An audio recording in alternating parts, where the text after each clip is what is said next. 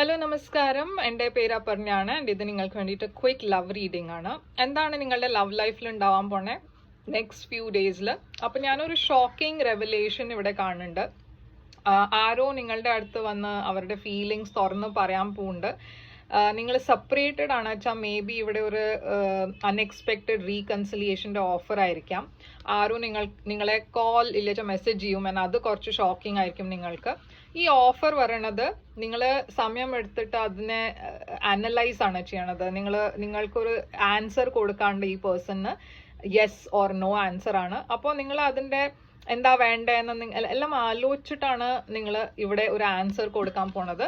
പക്ഷേ മിക്കവാറും ഇവിടെ ഞാനൊരു പോസിറ്റീവ് ആൻസർ ആണ് കാണുന്നത്. നിങ്ങൾ സിംഗിൾ ആണെന്ന് വെച്ചാൽ ഒരു റിലേഷൻഷിപ്പിലേക്കാണ് പോണത്. സെപ്പറേറ്റഡ് ആണെന്ന് വെച്ചാൽ ഒരു റീകൺസിലിയേഷൻ അവിടെ ആണ് ഇവിടെ കാണുന്നത്. ഇല്ല വെച്ചാൽ നിങ്ങളുടെ വെഡിങ് ഡേറ്റ് ആയിരിക്കും ഫിക്സ് ചെയ്യുന്നുണ്ടാവുക.